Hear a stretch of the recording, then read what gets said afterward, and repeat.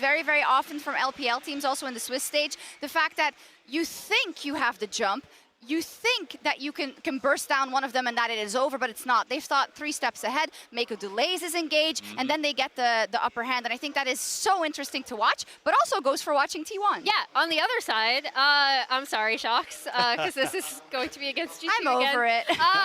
You're not. This is the game where G2 were actually in a really winnable position several times, and T1 comes back through their team fighting. This is a TP from behind. And I think the big thing here is that this happened. This is one of the fights that they set up, right? They understand so well what they need to do with this Jhin, with the flank coming in from the TP.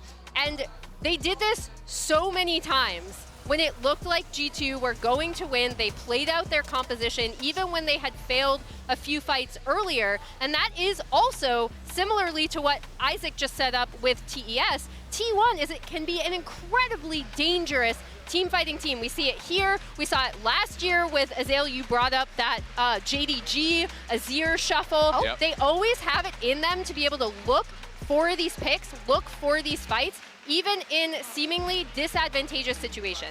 Yeah, and I think the big factors are always in that clutch. The fact that you always expect them to pull something off, and it never feels like it's over until that Nexus actually drops. I think that's where T1 is always shown for me, is when they're able to get control in these games, they can try and play out through. Side with Zeus, they can set themselves up for